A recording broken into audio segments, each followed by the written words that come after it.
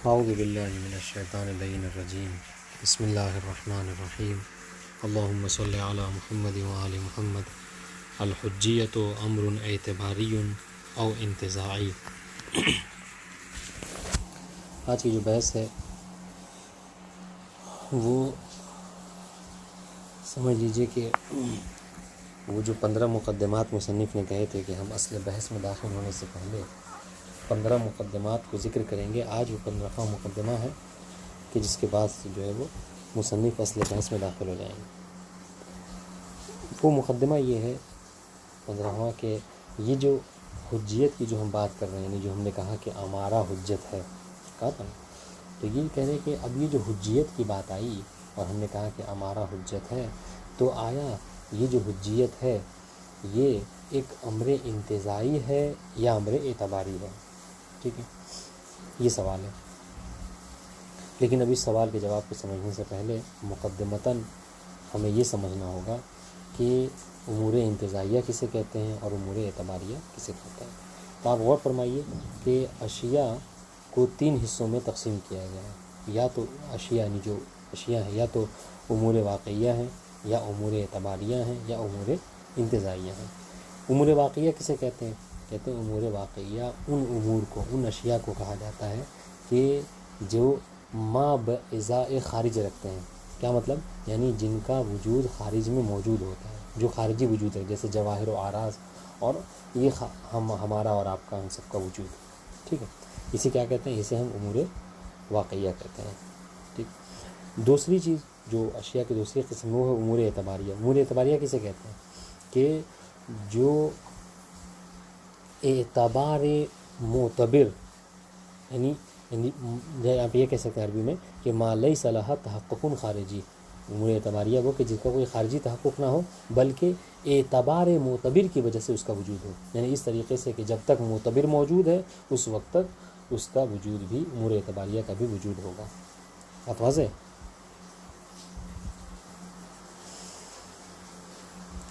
ٹھیک ہے، اب آئیے، تو یہ تو 2 باتیں ہو گئی، امور اعتباریہ، امور واقعیہ اور امور اعتباریہ۔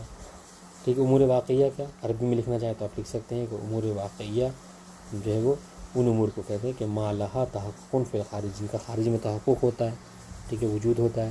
امور اعتباریہ ما لیس لہا تحقق فی الخارج بل وجودها تابع لاعتبار المعتبر۔ یہ آپ عربی میں اس کی تعریف لکھ سکتے ہیں۔ اب آئیے تیسری جو اہم شے ہے وہ کیا ہے؟ امور انتزاعیہ۔ یہ کن امور کو کہا جاتا ہے؟ کہا امور انتزاعیہ وہ ہے کہ جس کی عربی آپ لکھ سکتے ہیں ما ينتزع من منشأ انتزاعها، یعنی وہ کہ جو اپنے منشأ انتزاع سے اخذ کیے جائیں۔ کیا مطلب؟ یعنی یہ کہ ان کا خارج میں کوئی وجود نہیں ہوتا، ٹھیک ہے، اور نہ ہی ان کا عالم اعتبار میں کوئی وجود ہوتا ہے۔ دیکھیے، جس کا عالم اعتبار میں وجود ہو، معتبر کے اعتبار میں جس کا وجود ہو وہ امور اعتباریہ، جس کا خارج میں وجود ہو وہ امور واقعیہ۔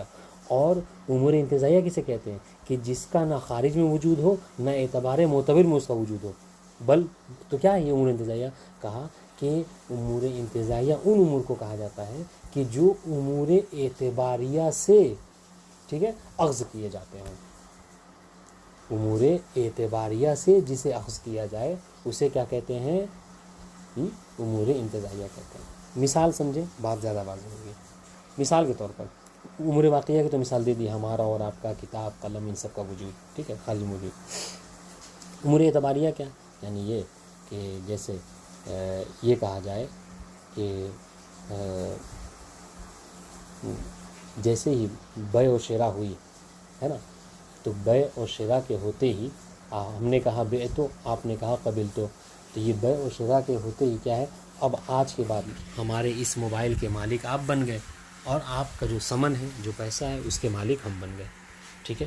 تو یہ کہ مشتری مبی کا مالک ہو گیا اور بائع جو ہے وہ ثمن کا مالک ہو گیا، اسی کو اعتبار کہا جاتا ہے، یعنی ملکیت ایک اعتبار ہے۔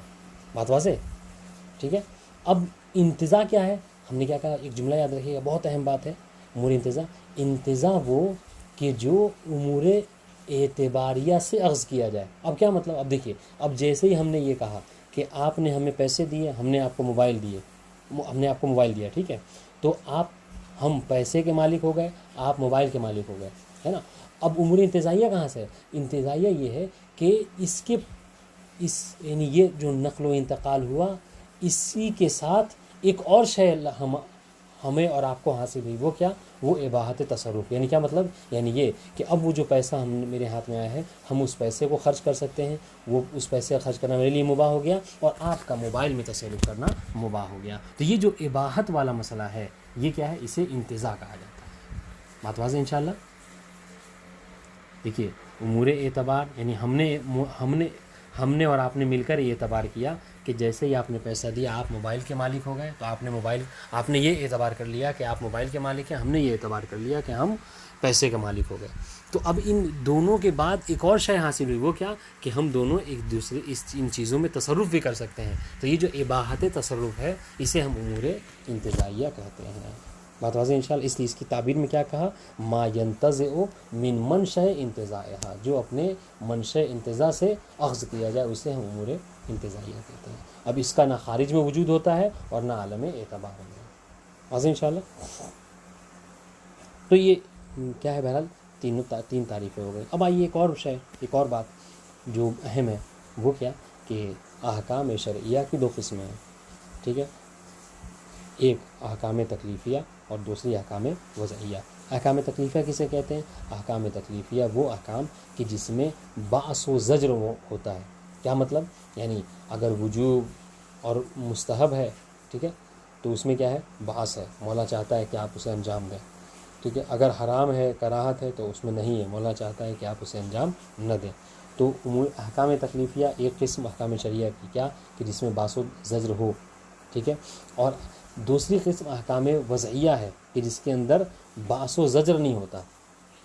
ٹھیک ہے. بس شرطیت، مانعیت، جزئیت، یہ چیزیں جو کیا کہلاتی ہیں؟ احکام جزئیہ. اب اس میں اختلاف ہے اصولین میں. آپ انشاءاللہ آگے بڑھیں گے تو آپ کو پتہ چلے گا کہ احکام وضعیہ، بعض نے کہا کہ احکام وضعیہ تین چیزیں، یہی شرطیت، مانعیت اور جزئیت. بعض کہتے ہیں کہ نہیں، اس کے علاوہ بھی علیت اور معلولیت، یہ بھی اس کا اضافہ. بعض لوگوں نے کہا کہ 9 چیزیں. بہرحال یہ ایک الگ بحث ہے. تو فی الحال جو محل بحث ہے وہ کیا کہ احکام، ابھی ہم نے کیا کہا کہ امور اشیاء کی 3 قسمیں ہیں: امور واقعیہ، امور اعتباریہ، امور شرعیہ. ٹھیک ہے. اس کے بعد ایک اور تقسیم ذکر کی. وہ کیا؟ احکام شرعیہ کی 2 قسمیں: احکام تکلیفیہ اور احکام وضعیہ. اب آپ کے ذہن میں سوال پیدا ہو رہا کہ بھائی ہم تو بحث پڑھ رہے تھے کہ حجیت امر اعتباری ہے یا امر انتزاعی، اور آپ جو ہے وہ احکام شرعیہ کی قسم بیان فرما رہے ہیں. تو جی، یہ قسم بیان کرنا اس لیے ضروری ہے کہ چونکہ ہم جو آج بحث پڑھ رہے ہیں، جو مقدمہ پڑھ رہے ہیں، یہ مقدمہ فرع ہے. اصل بحث کیا ہے؟ اصل بحث یہ ہے کہ ہم یہ بحث کریں کیا کہ آیا احکام وضعیہ جو ہیں کہ جس کے اندر باعث و زجر نہیں ہوتا، ٹھیک ہے، آیا احکام وضعیہ یہ امور اعتباریہ میں سے ہیں یا امور انتزاعیہ میں سے ہیں؟ اصل بحث یہ ہے. اب اسی کی ایک فرع ہے کیا؟ حجیت. تو ہمیں جو آج پڑھنا ہے مقدمہ، وہ یہ نہیں پڑھنا کہ احکام وضعیہ امور اعتباریہ امور انتزاعیہ میں سے. ہم یہ پڑھ رہے ہیں کہ حجیت یعنی اس کی ایک شق ہے، ہم اس کے ایک فرع پڑھ رہے ہیں. وہ کیا کہ حجیت امور اعتباریہ میں سے یا امور انتزاعیہ میں سے ہے. ورنہ اصل بحث یہ ہونی چاہیے کہ آیا احکام وضعیہ امور اعتباریہ میں سے یا امور انتزاعیہ میں سے. بات واضح انشاءاللہ. البتہ یہ ہے کہ مصنف نے جو ہے وہ اس بحث کو اتنی خاص اہمیت نہیں دی ہے. کیوں؟ اس لیے کہ وہ یہ کہتے ہیں کہ اس بحث کا کوئی خاص ثمرہ عملی نہیں پایا جاتا. ٹھیک ہے. اس وجہ سے ہم اس کو زیادہ اہمیت نہیں دیں گے. چنانچہ بہت مختصر مصنف نے اس بحث کو ذکر کیا ہے. بات واضح انشاءاللہ. تو یہاں تک بات واضح ہو گئی. کیا وہاں تک اعتباریہ، انتزاعیہ، واقعیہ کی تعریف، احکام وضعیہ کی تعریف، احکام تکلیفیہ کی تعریف. ٹھیک ہے، واضح ہوگی بات. اب آئیے اصل بحث جو ہم شروع کرتے ہیں. وہ بحث کیا ہے کہ یہ جو انتزاعی بات ہو رہی ہے نا، جو جس ہم امور اعتباریہ اور جو امور انتزاعیہ کی بات کر رہے ہیں، یہاں پر ہم کیا مراد لینا چاہ رہے ہیں امور انتزاعی امور اعتباریہ سے؟ تو آپ یاد رکھیں کہ یہاں پر مصنف آپ کو یہ بتانا چاہ رہے ہیں کہ جو امور اعتباریہ ہوتے ہیں، ان کے اندر جو جال ہوتی ہے، ٹھیک ہے، وہ جال اولاً وہ بذات ہوتی ہے، اور جو امور انتزاعیہ ہوتے ہیں ان کے اندر جو جال ہوتی ہے وہ جال ثانیاً وہ بالعرض ہوتی ہے. ٹھیک ہے. یعنی کیا مطلب, دیکھیے اب پھر ہم اس مثال پہ پلٹتے ہیں جو مثال ہم نے دی تھی اعتباریہ اور انتزاعیہ کو سمجھنے کے لیے, ہے نا. آپ دیکھیے کیا مثال دی تھی ہم نے کہا کہ جب ہم نے کہا بیتو, آپ نے کہا اشتریتو, تو اس بیتو اور اشتریتو سے ایک امور اعتباری کو ہم نے فرض کیا تھا, وہ کیا, ملکیت. ٹھیک ہے. اب اس ملکیت کی ایک اور فرع تھی جس کو ہم نے کہا یہ امر انتزاعی ہے, وہ کیا, اباحت تصرف, ہے نا, اباحت تصرف. ٹھیک ہے. یعنی اب آپ کا موبائل میں تصرف کرنا جائز, ہمارا سمن میں یعنی پیسے میں تصرف کرنا جائز ہو گیا. اب یہاں پر ایک بحث ہے, وہ یہ کہ آیا جب یہ کہا جا رہا ہے مطلب کہ جب ہم نے ملکیت کو امر اعتباری کہا, اباحت تصرف کو امر انتزاعی کہا, تو آیا یہاں پر دو جعل موجود ہے یا ایک جعل موجود ہے, یہ بحث ہے. ٹھیک ہے. مصنف یہ فرما رہے ہیں کہ دراصل اگر غور کیا جائے تو یہاں پر دو جعل موجود نہیں ہے, بلکہ ایک ہی جعل ہے کہ جس کی نسبت امر اعتباری کی طرف اولاً و بالذات دی گئی ہے اور امر انتزاعی کی طرف ثانیاً و بالعرض دی گئی ہے. ٹھیک ہے. یہاں پر دو جعل موجود نہیں ہیں. کیسے کہا, اس کو سمجھنے کے لیے آپ عرفی مثال سمجھیے. جس طریقے سے آپ سفینے کی طرف حرکت کی, آپ جو سفینے میں انسان جو بیٹھا ہوتا ہے نا, جالس کی طرف آپ حرکت کی نسبت دیتے ہیں, یہ اولاً بذات دیتے ہیں یا ثانیاً بالعرض دیتے ہیں, تو آپ کہیں گے کہ نہیں, یہاں پر ہم جالس کی طرف جو نسبت دیتے ہیں ثانیاً بالعرض دیتے ہیں. یعنی کیا مطلب, یعنی یہ کہ یہاں پر ایک ہی حرکت ہے, یعنی سفینہ اور جالس جو حرکت ہے, یہ حرکت ایک ہی ہے, بس اس حرکت کی نسبت سفینے کی طرف اولاً و بالذات ہے اور جالس کی طرف جو اس میں بیٹھا ہوا اس کی طرف ثانیاً و بالعرض ہے. تو اسی طریقے سے مصنف کہنے کہ یہاں پر بھی ہے کہ جعل ایک ہے, بس اس جعل کی نسبت اگر امور اعتباری ہے تو اس کی طرف اولاً و بالذات ہے, اور اگر امر انتزاعی ہے تو اسی طرف ثانیاً و بالعرض ہے. بات واضح انشاءاللہ. اب ہم نے جو مثال فرض کیا اس میں آپ یہ کہہ سکتے ہیں کہ ملکیت جو ہے کیا ہے, یہ اولاً و بالذات ہے. ٹھیک ہے. یعنی جب ہم نے نقل و انتقال ہوا, جب بیت و اشتریتو ہوا, تو اس سے ملکیت جو ہے جو امر اعتباری ہے, یہ اس میں جعل جو ہے اولاً و بالذات ہے, اور جو اباحت تصرف ہے اس میں جعل جو ہے کیا ہے, ثانیاً و بالعرض ہے. یعنی دو جعل یہاں پر موجود نہیں ہے, بس بلکہ ایک ہی جعل ہے کہ جس کی نسبت کبھی آپ اس کو یہ پلٹ کے یہ بھی کہہ سکتے ہیں کہ ایک ہی جعل ہے کہ جو کبھی حقیقت ہے اور کبھی مجاز ہے, چونکہ ثانیہ و بالعرض یعنی مجاز, اولاً و بالذات یعنی حقیقت. بات واضح ہے. وہی جیسے آپ سفینے میں والی مثال میں کہ حرکت کی نسبت حقیقتاً جو ہے کیا دیکھا جائے تو حقیقتاً سفینہ حرکت میں ہے, لیکن اسی حرکت کی نسبت آپ جالس کی طرف کیا مجازن دے رہے ہیں, ثانیہ و بالعرض دے رہے ہیں. بات واضح انشاءاللہ. یہ ایک بات تھی.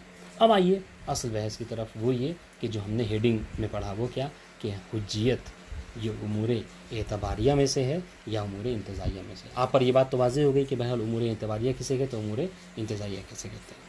تو اب جو بحث اصل کیا کہ آیا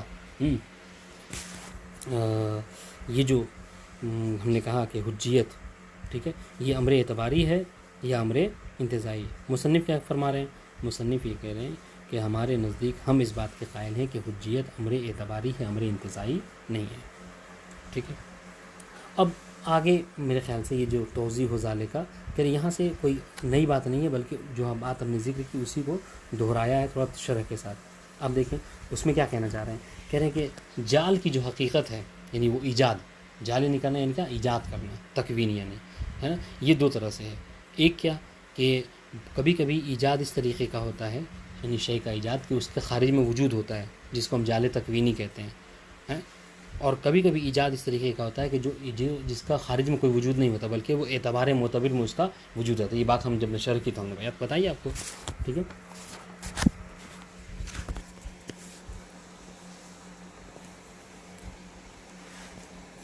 اب یہاں پر ایک مثال دے رہے ہیں جو اس کو آسان سی بات ہے سمجھانے کے لیے. ہاں, وہ کیا کہ جیسے ہم کہتے ہیں نا زید کو کہ زید اسد ہے. ٹھیک ہے. زید کو کے لیے ہم نے کیا کہا کہ زید اسد ہے. تو ہم جب یہ کہتے ہیں کہ زید اسد ہے, اگر دیکھا جائے تو یہاں پر دو باتیں ہیں.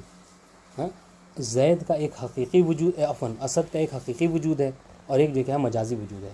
تو ہم نے اگر اسد کا حقیقی وجود کے اعتبار سے دیکھا جائے تو حیوان زید اسد کیا ہے, اسد وہ کہ جو حیوان مفترس ہے نا، درندہ ہے. اگر اس اعتبار سے دیکھا جائے تو زید اسد نہیں ہے. لیکن چونکہ اسد کی یہ خاصیت ہے وہ کیا کہ اسد شجاع ہوتا ہے، اسد بہادر ہوتا ہے. اور زید بھی چونکہ اس کے اندر یہ خصوصیت پائی جاتی ہے بہادری کی، اس کے اندر بھی شجاعت کی جو ہے وہ خصوصیت پائی جاتی ہے. اس وجہ سے آپ کیا کہتے ہیں، آپ زید کو بھی نازل بمنزلہ اسد کہتے ہیں. آپ زید کو بھی اسد کہتے ہیں. بات واضح؟ اور یہی مثال جو ہے وہ کیا ہے ہمارے محل بحث میں ہے. ہمارے محل بحث میں کیا ہے کہ دیکھیے، ہمارے محل بحث میں کیا ہے کہ ہم جب یہ کہتے ہیں نا کہ ہمارا حجت ہے، تو مطلب کیا ہے؟ مطلب یہ ہے کہ جب ہم نے یہ دیکھا کہ موصل الی الواقع وہ شے کہ جو انسان کو واقع تک پہنچاتی ہے وہ کیا ہے؟ وہ قطع ہے. قطع کی شان یہ ہے، قطع کی حالت یہ ہے کہ قطع کے ذریعے سے انسان واقع تک پہنچ جاتا ہے. ٹھیک ہے، تو قطع حجت ہے. ہم کیا کہتے ہیں کہ قطع حجت ہے، اور پھر ہم کہتے ہیں کہ ہمارا بھی حجت ہے. تو بھائی ہمارا کیسے حجت ہے؟ قطع تو موصل الواقع ہے یقیناً 100%، لیکن ہمارا کہاں 100% موصل الواقع ہے؟ لیکن پھر بھی آپ کہتے ہیں کہ ہمارا حجت ہے. تو ہم کیا کہتے ہیں؟ ہم یہ مراد لینا چاہتے ہیں کہ ہمارا حجت ہے مطلب کیا ہے کہ ہمارا کو بھی ہم نے کیا نازل و منزلہ قطع کر دیا ہے. یعنی کیا مطلب؟ یعنی وہ جو احتمال خلاف چاہے 10% 5% ہی صحیح ہمارے کے اندر پایا جاتا تھا، اس احتمال خلاف کو ہم نے رفع کر لیا ہے. ہم نے نہیں، مطلب شارع نے رفع کر کے اس ہمارا کو نازل و منزلہ قطع کر دیا ہے. چنانچہ جس طریقے سے ہم کہتے ہیں کہ القطع حجت، اس طریقے سے ہم کیا کہتے ہیں کہ الامارۃ حجت. بات واضح؟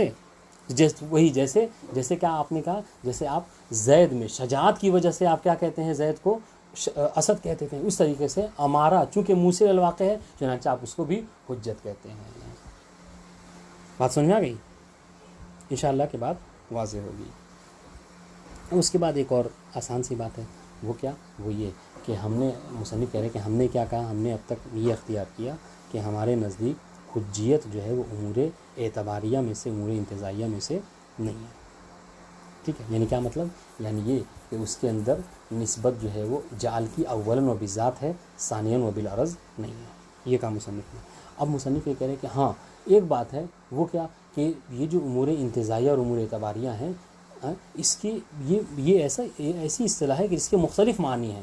ٹھیک ہے، ہم نے جو معنی کیا ہے ہم اس معنی کے ذمہ دار ہیں. ہم اس معنی کے اعتبار سے یہ کہہ رہے ہیں آپ کو کہ اس معنی کو اگر لحاظ کیا گیا تو ہم یہ کہہ سکتے ہیں کہ حجیت جو ہے وہ امر اعتباری، امر انتزاعی نہیں ہے. لیکن اگر آپ انتزاع کا اس معنی کے علاوہ یعنی ثانیٌ بالعرض کے علاوہ اگر کوئی اور معنی آپ کرتے ہیں، یعنی کیا، یعنی حجیت کا مطلب کیا، یعنی دلالت التزامیہ آپ لے لیں اگر معنی، چونکہ ایک معنی یہ بھی کہا گیا ہے. تو اگر یہ معنی کریں گے تو اس معنی کے اعتبار سے آپ کا پھر یہ کہنا صحیح ہوگا. آپ یہ کہہ سکتے ہیں کہ حجت جو ہے کیا ہے، امر انتزاعی میں سے ہے.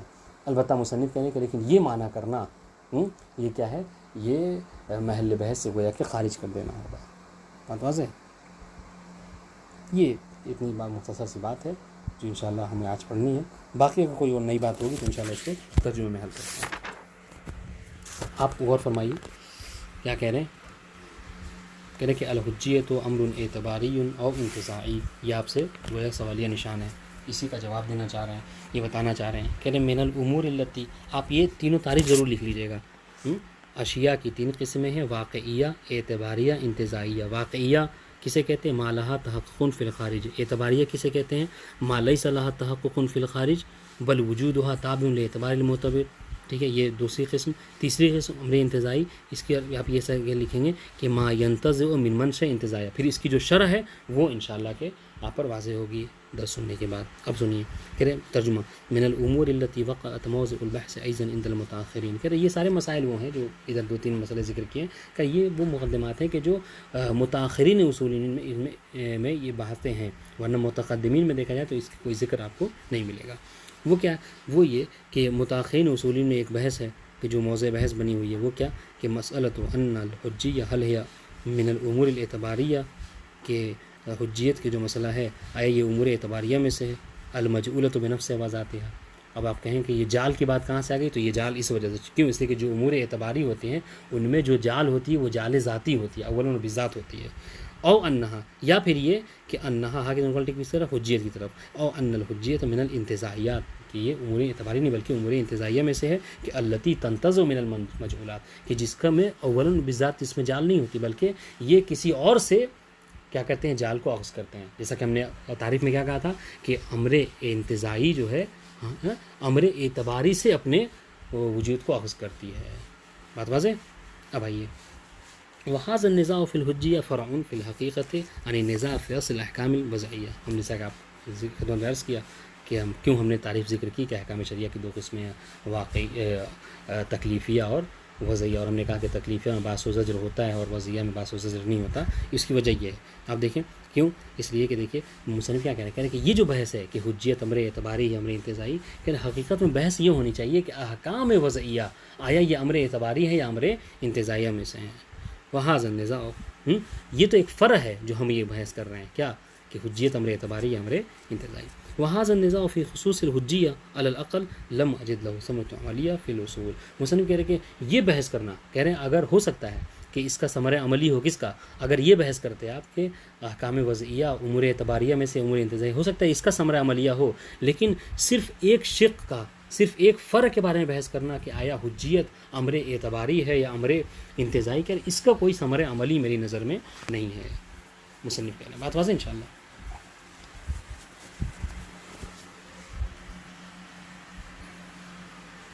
على أن هذا النزاع في أصله غیر محقق ولا مفہوم لأن کلمۃ الاعتباریہ والانتزاع مصطلحات کثیرہ. کہہ رہے کہ اچھا کہ اس کی وجہ کیوں ہم منع کر رہے ہیں کہ اس کا کوئی فائدہ نہیں ہے، اس کا کوئی ثمرہ عملیہ نہیں، اس لیے کہ یہ جو دونوں کلمے ہیں یعنی اعتباریہ اور انتزاعیہ، یہ ایک ایسی اصطلاح ہے کہ اس کے بہت سارے مصطلحات کثیر، اس کے بہت سے اصطلاحات ہیں، اس کے بہت سے معنی کیے گئے ہیں. ٹھیک ہے، فی بعضها تکون الکلمتان متقابل، کہ اگر بعض معنی کو آپ دیکھیں تو یہ دونوں کیا ہیں، تقابل، ایک دوسرے کے مقابلے میں ہیں. وہ فی البعض آخر متداخل، اور بعض میں دیکھا جائے تو دونوں ایک ہی معنی کو ادا کر رہے ہوں گے. ٹھیک ہے، وہ تفسیر ذالک خجا عن موضع الصلاح. پھر اگر ہم اس کی ذکر کرنے لگے کہ کہاں پر یہ جو ہے وہ کس معنی میں یہ دونوں آپس میں ایک دوسرے کے مقابل میں ہیں اور کس معنی میں آپ یہ دونوں میں متحد ہیں، کہ یہ سب جو ہے وہ خلاف اختصار ہے، چنانچہ ہم اس کو ذکر نہیں کریں گے.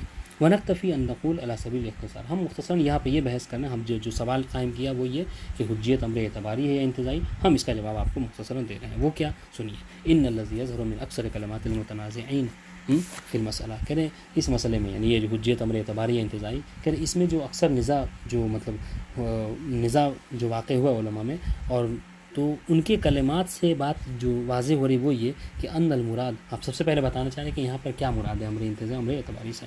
وہ یہ کہ ان المراد من الامر انتزاعی، امر انتزاعی سے کیا مراد ہے، هو المجعول ثانیا وبالعرض، وہ یعنی وہ مجعول کہ جو اولا بذات نہ ہو بلکہ ثانیا وبالعرض یعنی مجازن ہو، فی مقابل المجعول اولا بذات، کس کے مقابلے میں، اولا بذات کے مقابلے میں. کیا مطلب، یعنی یہ کہ امر اعتباری میں جو جال ہوتی ہے وہ اولا بذات ہوتی ہے. بمعنی کیا مطلب، یہ بتانا چاہ رہے ہیں کہ ان الایجاد والجعل الاعتباری ینسب اولا بذات الی شیء هو المجعول حقیقتا. ٹھیک ہے، یعنی یہ کہ ایجاد ہو یا جعل ہو، جعل اعتباری، یہ سب اولا و بذات جو ہے وہ ایک شے کی طرف نسبت دی جاتی ہے اس کی حقیقتاً، تو جس کی نسبت وہ امر اعتباری ہو جائے گی. ٹھیک ہے، ثم ینسب الجعل، پھر اسی طریقے سے اسی جال کی نسبت، دیکھیے کوئی الگ سے جال نہیں، یعنی یہاں پر دو جال نہیں ہے، اسی جال کی نسبت، ٹھیک ہے، کس کی طرف دی جاتی ہے، ایک اور شے کی طرف دی جاتی ہے جو امر انتزاعی ہے، ثانیہ بالعرض الی شیء فالمجعول الاول، تو جو وہ شے کہ جس کی طرف حقیقتاً نسبت دی گئی ہے، اول بذات دی گئی ہے ایجاد اور جعل کی، وہ کہلائے گی امر اعتباری، اور جس کی طرف ایجاد اور جعل کی نسبت ثانیہ بالعرض دی گئی ہے وہ کہلائے گی امر انتزاعی. ٹھیک ہے، اگر ہم نے مثال دی تھی سمجھنے کے لیے، وہ کیا، جیسا کہ حرکت کی نسبت، دیکھیے ایک ہی حرکت ہے یہاں پہ، ایسا نہیں کہ دو حرکت ہے کہ ایک حرکت سفینہ کے لیے اور ایک حرکت جو ہے وہ جعلی سے سفینہ کے لیے، نہیں، بلکہ یہاں پر حرکت ایک ہی ہے، بس اس ایک حرکت کی نسبت دی جاتی ہے کس کی طرف، سفینے کی طرف اول و بالذات، اور جعلی سے سفینہ کی طرف جو ہے کیا ہے، ثانیاً و بالعرض.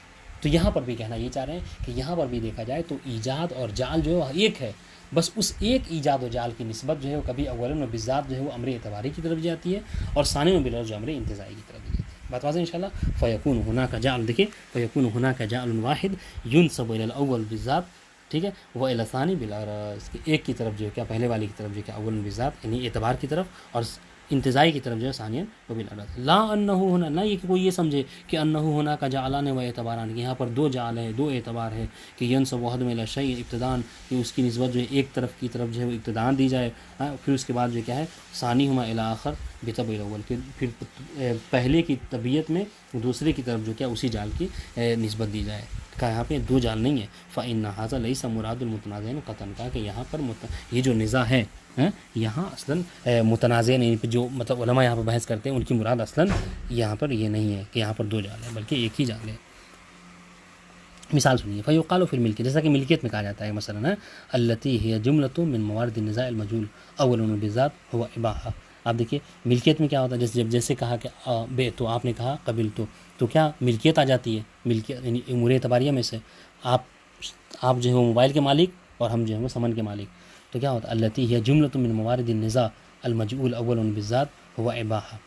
ٹھیک ہے وہ کہ جو ان موارد میں سے ہے کہ جس میں نزاع ہے کہ اس میں جو جعل ہے اول بالذات وہ کیا ہوا اباحۃ تصرف الشخص بالشیء المملوک کہ جو شے کہ انسان جس شے کا مالک بنا ہے ٹھیک ہے یعنی جو مملوک ہوا ہے اس میں کیا کرے گا وہ اباحت وہ تصرف کرنا اس کے لیے مباح ہو جائے گا. فینتزع منہ انہ مالک تو اس سے کیا ہوگا وہ اس سے ایک امر کا انتزاع کرے گا کہ وہ مالک ہے. دیکھیے ہم نے جو مثال دی ہے وہاں پر معاملہ اور کتاب میں بالکل عکس ہے. ہم نے کیا کہا ہم نے یہ کہا کہ جب ہم نے کہا بے تو آپ نے کہا اشتری تو آپ اس شے کے مالک ہو گئے اور ہم اس شے کے مالک ہو گئے. ٹھیک ہے انہوں نے کیا کیا انہوں نے بات وہی ہے بس انہوں نے کیا کیا اباحت کو پہلے فرض کیا یعنی اباحت کو امر اعتباری فرض کر لیا اور ملکیت کو امر انتزاعی. لیکن ہم نے جو مثال دی اس میں کیا ہے اس میں ہم نے ملکیت کو امر اعتباری فرض کیا ہے اور اباحت کو امر انتزاعی اور اس میں کوئی قباحت نہیں ہے. آپ اس کو عکس بھی کر سکتے ہیں جیسا کہ ہو سکتا ہے کہ بات یہاں پر ذکر کریں وہ بات سمجھ آ رہی میری. کہہ رہے ہیں کہ اگر کتاب کی مثال کو دیکھا جائے تو کتاب کی مثال کے اعتبار سے نقل و یعنی بیتو اور اشتریتوں کے بعد اباحت تصرف دونوں کو حاصل ہوگا. ٹھیک ہے پھر اس سے ایک مفہوم نکلے گا مفہوم انتزاعی وہ کیا ملکیت کا. ہم نے جو مثال دی اس میں کیا کہا کہ نقل و انتقال سے بیتو اشتریتوں سے ہم دونوں ایک دوسرے اس ملکیت کے مالک ہو جائیں گے اور اس ملکیت سے ایک مفہوم نکلے گا کیا اباحت تصرف کا. اس میں کوئی حرج نہیں ہے کوئی مطلب کوئی اشکال نہیں. تو آپ کتاب کے اعتبار سے دیکھیں تو یہ جملہ یہ ہوگا کہ یہ جو ملکیت ہے یہ امر انتزاعی ہے باعتبار کتاب. ٹھیک ہے التی ہے جملۃ موارد النزاع المجعول اول بذات کہ جو وہ ان موارد میں سے ہے کہ جس میں نزاع واقع ہوا ہے کہ اس میں جو جعل ہے وہ اول بذات وہ کیا ہے اول بذات کیا ہے اس میں جعل اس میں ملکیت میں ہوا اباحت و تصرف شخص بشیء المملوک کہ جس شخص کو جو شے کا مالک ہوا ہے وہ اس میں کیا کرے گا وہ تصرف کرے گا اس کے لیے مباح ہے. فینتزع منہا تو اب اس اباحت تصرف سے جو کہ اول بذات حاصل ہوئی ایک مفہوم انتزاع کرے گا کہ انہ مالک کہ وہ اس کا مالک ہے. اے ان الجعل ينصب ثانیہ بالعرض الملکیہ کہ یہ جو جعل ہے ٹھیک ہے اول بذات اباحت کی طرف دی گئی اور ثانیہ بالعرض جو ہے کیا ہے ملکیت کی طرف دی گئی. جبکہ ہم نے جو مثال دی اس میں کیا ہے اول بذات ملکیت ہے اور ثانیہ بالعرض اباحت ہے کوئی حرج نہیں ہے. فالملکیت یقال لها تو آپ ملکیت کو یہ کہہ سکتے ہیں کہ انہا مجعولۃ بالعرض کہ ملکیت کیا ہے مجعول بالعرض. جبکہ ہم نے جو مثال دی اس میں کیا کہا کہ ملکیت ثانیہ عفوا اول بذات ہے اور اباحت ثانیہ بالعرض ہے کوئی حرج نہیں ہے. ویقال لها انہا منتزعۃ من الاباحہ آپ یہ کہیں کہ یہ جو ملکیت ہے یہ کیا ہے ملکیت کو اخذ کیا گیا کس سے انتزاع کیا گیا کس سے اباحت سے. اچھا یہ کیوں کہہ رہے ہیں دیکھیے یہ کیوں کہہ رہے ہیں کہ ملکیت کو انتزاع کیا گیا اباحت سے کیوں یا پھر ہم نے جو مثال دی کہ اباحت کو انتزاع کیا گیا ہے ملکیت سے ہم یہ کیوں ایسا کہہ رہے ہیں اس لیے کہ امور انتزاعیہ امور اعتباریہ سے اخذ کیے جاتے ہیں. ان کا کوئی وجود نہ اعتباری ہوتا ہے اور نہ خارجی ہوتا ہے. اس لیے ہم نے کہا ہاذا اذا قیل ان الملکیہ انتزاعیۃ. دیکھا ہم یہ کب ہے کہ جب آپ یہ کہیں کہ ملکیت جو کہ امر انتزاعی ہے لیکن اما اذا قیل انہا ہے لیکن اگر ہم جیسا کہ ہم نے جو مثال دی اگر یہ کہا جائے کہ نہیں ملکیت امر انتزاعی نہیں ہے بلکہ ملکیت امر اعتباری ہے تو پھر کیا ہوگا تو پھر یہاں پر معاملہ برعکس ہو جائے گا. کیا جو ہم نے کہا تھا وہ یہ ہو جائے گا کہ ملکیت جو ہے وہ امر انتزاعی کہلائے گی امر اعتباری اور اباحت جو ہے وہ امر انتزاعی ہو جائے گی. فتکون عندهم هي المجعول اول بذات للشارع او للغير. تو اس طریقے سے کیا ہوگا اول بذات جو کس میں ہو جائے گا امر اعتباری یعنی ملکیت میں ہو جائے گا اور ثانیہ بالعرض جو ہے وہ اس میں اباحت میں ہو جائے گا.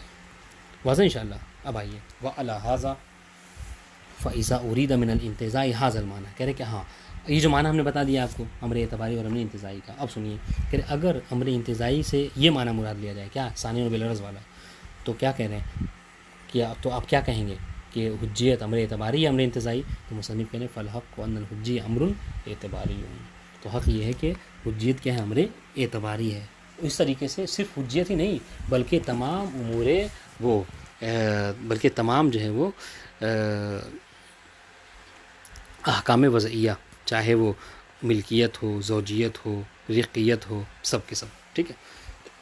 وشأنها فی ذلک شأن الاحکام التکلیفیہ المسلم فیہا انہا من اعتبارات شرعیہ.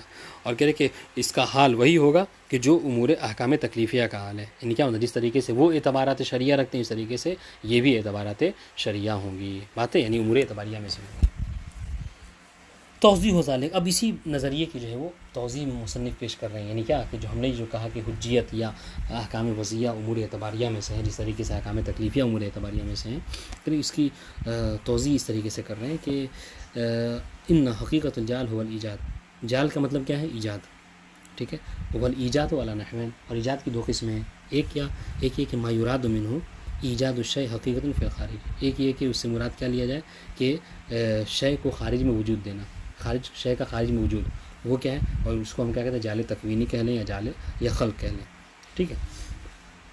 دوسری قسم کیا ہے کہ ما یراد منہ، جال سے کیا مراد لیا جائے، یہ کہ ایجاد الشیء اعتبارا و تنزیلا، ٹھیک ہے، خارج میں نہیں بلکہ اعتباراً تنزیلاً جو کیا ہے آپ کسی شے کو ایجاد سمجھیں. وذالک، اور یہ کب ہوگا، اس طریقے سے ہوگا کہ بے تنزیل ہی کہ آپ اس شے کو نازل و منزلہ کیا کریں، خارجی کر لیں، واقعی کہہ لیں. من جہت، کس جہت سے، اس طریقے سے کہ ترتیب اثر من آثار ہی، کہ آپ کیا کریں اس امر اعتباری پر، اس امر اعتباری اور اس امر تنزیلی پر آپ کیا کریں، جو آثار واقعی ہیں اس کو مترتب کریں. اور خصوصیت رفیع میں خصوصیت الامر الواقعی، یا پھر یہ کہ نہیں ہو سکتا ہے کہ اس امر اعتباری میں ایسی خصوصیت پائی جاتی ہے کہ جو خصوصیت امر واقعی کی ہے، وہ یسمى الجال اعتباری اور تنزیلی. مثال اسی دیں گے انشاءاللہ. ولیس له واقع الا الاعتبار، اور اس کوئی واقع نہیں ہے، بس کیا ہے، بس یہ کہ ایک امر اعتباری ہے، بس یہ ایک امر تنزیلی ہے. وان کان نفس الاعتبار امر، گرچہ خود اعتبار کو اگر دیکھا جائے تو اعتبار ایک امر واقعی اور حقیقی ہے، نہ کہ اعتباری ہے. یعنی خود اعتبار. مثال سنیے، مثال جیسے کہتے ہیں ہم زید اسد، آپ کہتے ہیں کہ زید اسد ہے، ٹھیک ہے. فإن الاسد مطابقه الحقیقی هو الحیوان المفترس. اگر دیکھا جائے تو اسد کا حقیقی معنی کیا ہے کہ حیوان مفترس ہے خصوصاً، ٹھیک ہے. وہو طبعا مجعول و مخلوق بالجعل والخلق التکوینی. تو اسد کا اگر جعل تکوینی دیکھا جائے، اسد میں اسد کی جو خلق تکوینی دیکھا جائے تو کیا مطلب ہے کہ حیوان مفترس کے لیے وضع ہوا ہے. لیکن ولکن العرف یعتبرون الشجاع اسدا، لیکن ہم نے دیکھا کہ چونکہ عرف میں کیا کہا جاتا ہے کہ عرف میں جو بہادر ہوتا ہے اس کو شجاع کہا جاتا ہے، عفواً جو بہادر ہوتا ہے اس کو اسد کہا جاتا ہے. تو اس وجہ سے ہم نے کیا کہا فزید اسد، اس وجہ سے ہم نے دیکھا کہ زید کے اندر بھی شجاعت پائی جاتی ہے، چنانچہ ہم نے کہا کہ زید بھی اسد ہے. کیوں؟ اعتبارا و تنزیلا من قبل العرف من جہت ما فیہ من خصوص شجاعت الاصل الحقیقی. کیوں؟ اچھا ہم نے کیوں ایسا کہا اور کیوں یہ اعتباری ہے؟ اس وجہ سے کہ چونکہ ہم نے دیکھا کہ اسد کے اندر شجاعت پائی جاتی ہے، ہم نے دیکھا کہ زید کے اندر بھی شجاعت ہے، تو اب چونکہ زید میں وہ خصوصیتیں پائی جاتی ہے کہ جو حقیقی اسد میں پائی جاتی ہے، اس وجہ سے ہم نے اس کو بھی اس نام سے متصف کر دیا. البتہ یہ نام سے ہمارا متصف کرنا یہ اعتباراً ہوگا، حقیقتاً نہیں ہوگا. یعنی اس کو ہم نے جو اصطلاح پڑھی اس اعتبار سے پڑھا جائے تو یہ ثانیاً و بالعرض ہوگا، مجازاً ہوگا، اولاً و بذات نہیں ہوگا. ورنہ اولاً و بذات دیکھا جائے تو اسد یہ حیوان مفترس کے لیے ہی وضع کیا گیا ہے. حاضر انشاءاللہ. ومن هذا المثال، یہ جو مثال ہم دی زید اسد یظہر کیف ان الاحکام تکلیفیہ اعتبارات شرعیہ. اس سے ایک بات اور بھی سمجھ میں آ جاتی ہے کہ ہم نے جو یہ کہا کہ احکام تکلیفیہ کیا ہے، یہ اعتبارات شرعیہ ہیں، یعنی امور اعتباریہ میں سے، یعنی اعتبارات ایک شرعی اعتبار ہیں، یعنی شریعت نے ان کا اعتبار کیا ہے. یہ کیا مطلب ہے؟ دیکھیے تھوڑا سا غور فرمانے والی بات ہے. یہاں پہ ایک اشکال ہو سکتا ہے، سوال ہو سکتا ہے کہ بھائی آپ نے ابھی اس سے پہلے جب تعریف کی تو آپ نے کہا کہ کچھ امور واقعیہ ہیں، کچھ امور اعتباریہ ہیں، ٹھیک ہے. تو آپ کہہ رہے ہیں کہ احکام تکلیفیہ امور اعتباریہ میں سے ہیں، یعنی اعتبارات شرعیہ ہیں، کیسے؟ کہا اس وجہ سے. ہم کیوں کہتے ہیں؟ دیکھیے کیا وجہ ہے. آپ یہاں سوال یہاں پر آپ یہ کر سکتے ہیں کہ کیا وجہ ہے کہ احکام تکلیفیہ کو اعتبارات شرعیہ کہا گیا ہے. تو جواب میں آپ یہ کہیں گے اس وجہ سے کہ چونکہ احکام تکلیفیہ میں باعث ہوتا ہے، زجر ہوتا ہے، کسی شے کی طرف بھیجنا ہوتا ہے، کسی شے کے امر کرنا ہوتا ہے، کسی شے کے بارے میں نہیں کرنا ہوتا ہے. اور کسی انسان کو، کسی مکلف کو، ہے نا، کسی مکلف کو اگر آپ چاہتے ہیں کہ کوئی مکلف کسی فعل کو انجام دے یا کسی فعل کو انجام نہ دے، تو اس کے دو طریقے ہیں. ایک طریقہ تو یہ ہے کہ آپ جو کام آپ چاہتے ہیں کہ مکلف کرے، آپ اس کا ہاتھ پکڑ کے کہیں کہ جا کے یہ کام کر لو، ٹھیک ہے. اور جس چیز کے بارے میں چاہتے ہیں کہ وہ نہ کرے، آپ اس کا ہاتھ پکڑ کے اسے باندھ دیں کہ بھئی یہ کام تم نہ کرو. دوسرا طریقہ کیا ہے کہ آپ اس کا ہاتھ نہ پکڑیں، آپ اس کو زور زبردستی نہ کریں، بلکہ کیا کریں، جس چیز کو چاہتے ہیں کہ آپ وہ کرے، آپ اس کے بارے میں امر کر دیں، ٹھیک ہے. یعنی کہہ دیں کہ اشرب الماء، یا جس چیز کے بارے میں آپ چاہتے ہیں کہ وہ نہیں، اب وہ اس کو نہ کرے، آپ اس کے بارے میں نہیں کر دیں کہ تم فلاں کام نہ کرو. تو یہ بھی اس کے نازل و منزلہ ہو جائے گا، ٹھیک ہے. تو اب چونکہ ہم نے دیکھا کہ احکامات تکلیفیہ میں خدا بند عالم نے، شارع مقدس نے یہ دوسرے والے طریقے کو اپنایا ہے. شارع نے، اگر شارع چاہتا ہے ہم سے نماز پڑھیں، تو اس نے یہ نہیں کہ ہماری گردن دبا کے کہا کہ تم نماز پڑھو، نہیں، اس نے کیا کہا، اس نے اقیموا الصلاۃ امر کر دیا. شارع نے کہا کہ تم شراب سے دور رہو، تو کیا کہا، اس نے کہا کہ لا تشربوا الخمر. بات واضح. تو یہ دوسرا والا طریقہ. اس وجہ سے چونکہ شارع نے امر اور نہیں کے ذریعے سے جو کیا ہے ہمیں کسی چیز سے باز رکھا ہے احکام تکلیفیں، چنانچہ ہم کہتے ہیں کہ احکامات تکلیفیہ یا اعتبارات شرعیہ ہیں. دلیل سنیے. لأن العامر حینما یرید من شخص ان یفعل فعلا، اس لیے کہ عامر جب کسی شخص سے چاہتا ہے کہ وہ کسی فعل کو انجام دے، فبدلا ان یدفعه بیدہ، تو ایک طریقہ تو یہ ہے کہ کیا کرو، اس کا ہاتھ زبردستی اسے ڈھکیلے اس فعل کی طرف، اور اسے کہے کہ تم اس فعل کو انجام دو. مثلا لیحرکہ نحو العمل، یعنی اس کو حرکت دے اس فعل کی طرف جو اس عمل کو وہ چاہتا ہے. ینشئ الامر، تو یہ تو کیا کرے، بدلا نہیں، بجائے اس کے کہ وہ کیا کرے، اس کو زبردستی دھکا دے، اس کو مجبور کرے، کیا کرے، ینشئ الامر، اس کو دھکا نہ دے، اس کو زبردستی نہ کرے، بلکہ کیا کرے، ایک امر اس کے لیے قائم کر دے، اس کے لیے ایک امر کا انشاء کر دے. یعنی کہہ دے، یعنی یہ نہ کہ زبردستی کرو، نہیں، بلکہ کیا کرے، اقیموا الصلاۃ کہہ دیا، امر آ گیا. بداعی جعل الداعی من فی دخیلۃ نفس المامور، یعنی کیا، یعنی یہ کہ اس نیت سے وہ امر کر دے کہ اس امر کی وجہ سے خود اس معمور میں، خود اس مکلف میں کیا ہو، ایک طرح کا باعث آ جائے، ایک طرف کا فعل کی طرف رغبت پیدا ہو جائے، ٹھیک ہے. فیکون ھذا الانشاء للامر دفعا وتحریکا اعتباریا تنزیلا لہ منزلۃ الواقع الخارجی بالید مثلا. تو اس طریقے سے شارع کا اس فعل کے لیے امر کر دینا، اور تو یہ کیا ہوگا، یہ فعل کے لیے امر کرنا بجائے کس کے کہ اس کو زبردستی ہاتھ پکڑ کے کہے کہ اس فعل کو انجام دو، یہ امر جو ہے کیا ہے، بدل ہو جائے گا کس کا، اس کے کہ شارع اس کو کیا کرے، زبردستی کہے اور ہاتھ پکڑ کے کہے کہ تم اس کام کو کر لو، ٹھیک ہے.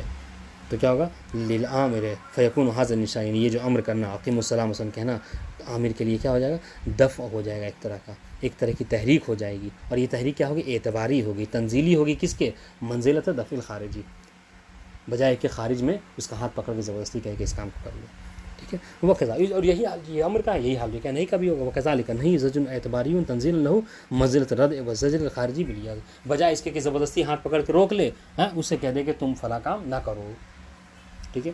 تو یہ امر، یہ نہیں کر دینا، یہ زبردستی ہاتھ پکڑ کے نہ کروانے کے قائم مقام ہو جائے گا.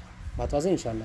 اس وجہ سے چونکہ یہ چیزیں پائی جاتی ہیں شریعت، تو اس میں سے ہم کہتے ہیں کہ احکامات تکلیفیہ کیا ہے، یہ اعتبارات شرعیہ ہیں. واضح انشاءاللہ. اب آئیے یہ بات، وَكَذَلِكَ يُقَالُ فِي حُجَّةِ الْأَمَارَةِ الْمَجْعُولَةِ، اس طریقے سے ہم نے جو یہ کہا کہ خبر عادل جو حجت ہے، ہم نے کہا خبر واحد حجت ہے نا. ہم جب امارہ کی حجت قائل ہیں تو اس میں کیا کہنا چاہتے ہیں، فَإِنَّ الْقَطْعَ لَمَّا كَانَ مُوسِعَ الْوَاقِعِ حقیقتاً، ہم نے دیکھا کہ قطع جو کیا ہے، ایک موسع الواقع ہے قطع، ٹھیک ہے، لیکن یہ کیا ہے، ثانیٌ بالعرض ہے، مجازاً یا حقیقتاً ہے. ہم نے کہا نہیں، قطع حقیقتاً موسع الواقع ہے، ٹھیک ہے. وہ طریقاً بنفسہ ہی، اور یہ بنفس نفیس طریق ہے، راستہ ہے حقیقت تک پہنچانے کے لیے، شارع کے کہنے سے نہیں ہے. فالشارع یعتبر الامارۃ الظنیہ طریقا الی الواقع. تو جس طریقے سے وہاں پہ کیا تھا، اسد کے اندر شجاعت تھی، تو یہاں پر بھی شارع نے دیکھا کہ قط جو ہے وہ کیا ہے انسان کو حقیقت تک پہنچاتی ہے، اور شارع نے دیکھا کہ خبر واحد یا امارہ بھی جو ہے کیا ہے انسان کو حقیقت تک موصل الواقع ہوتے ہیں. بس شارع نے بھی کیا کیا، فالشارع یعتبر الامارۃ الظنیہ طریقا الی الواقع، اس نے کیا کیا، اس کو بھی امارہ کو بھی واقع تک پہنچنے کا ایک طریق سمجھ لیا، اعتبار کر لیا اس کو. ٹھیک ہے، تنزین اللہ تنزین الامارہ منزلۃ القط. کیا اس نے شارع نے جس طریقے سے وہاں پر آپ نے زید کو نازل و منزل اسد کیا تھا، اس طریقے سے یہاں پر شجاعت کی وجہ سے، اس طریقے سے یہاں پر امارہ کو بھی شارع نے نازل و منزل قط کر لیا موصل الواقع ہونے کی وجہ سے. پھر یہاں پر ایک بات، بھائی امارہ کو کیسے نازل و منزل قط کر لیا جبکہ ہمارے میں احتمال خلاف پایا جاتا ہے؟ تو کیا شارع نے کیا کیا، بے الغاء احتمال خلاف. شارع نے وہ جو احتمال خلاف پایا جاتا تھا ہمارے میں، چاہے 10% ہی صحیح 20% ہی صحیح، اس کو اس احتمال خلاف کو ملغا کر دیا، ہٹا دیا.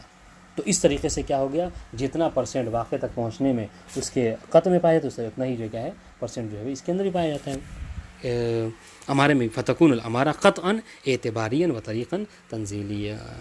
واضح ان شاء اللہ. اب آئیے، وہ متا صح و امکن ان تکون الحجیہ ہی المعتبر اولا بذات.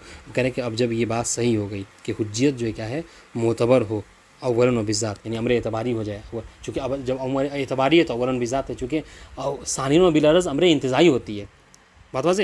فمن الذی یدعو الی فرضها بمجہولۃ ثانیہ و بالعرض. تو جب ہم نے دیکھا کہ حجیت ایک امر اعتباری ہے، یعنی اولا بذات اس کے اندر پایا جاتا ہے، تو پھر کیا ضرورت ہے کہ ہم اس کو دوبارہ امر انتزاعی فرض کریں اور ثانیہ و بالعرض کہیں کہ اس کے اندر جال جو ہے وہ ثانیہ و بالعرض پائی جاتی ہے. بات واضح.